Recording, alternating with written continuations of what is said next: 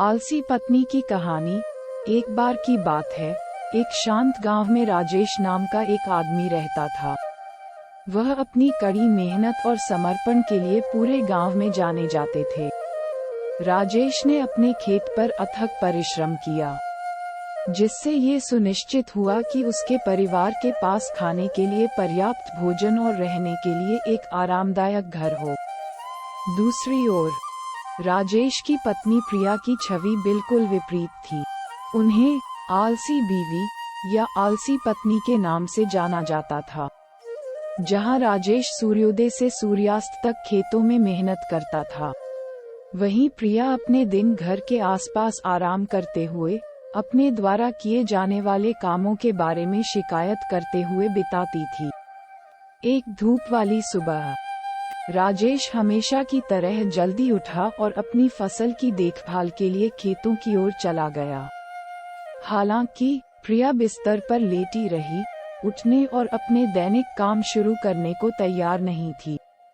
उसने मन में सोचा, जब राजेश हमारे लिए सब कुछ करता है तो मुझे इतनी मेहनत क्यों करनी चाहिए।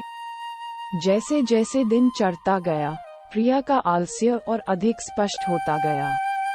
उसने खाना बनाने, साफ सफाई करने या यहाँ तक कि उनके बच्चों की देखभाल करने की भी जहमत नहीं उठाई।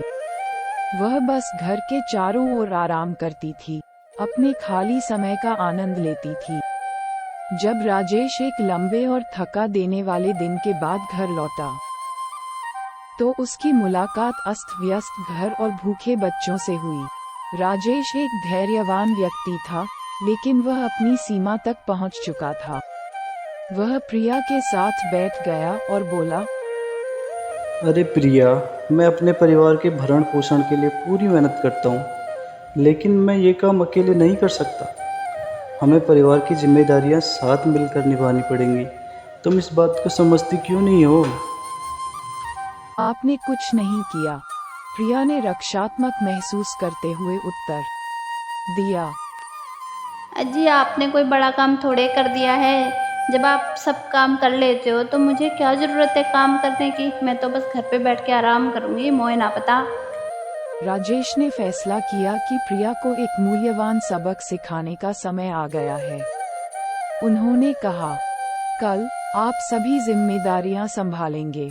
आप खेतों में काम करेंगे, खाना बनाएंगे, साफ सफाई करेंगे और हमारे बच्चों की देखभाल करेंगे। मैं आराम करूंगा और एक दिन की छुट्टी का आनंद लूंगा। प्रिया इस प्रस्ताव से चौंक गई, लेकिन अनिच्छा से सहमत हो गई। उसने सोचा कि यह आसान होगा। उसे उन चुनौतियों का एहसास नहीं था जो उसका इंतजार कर रही थी।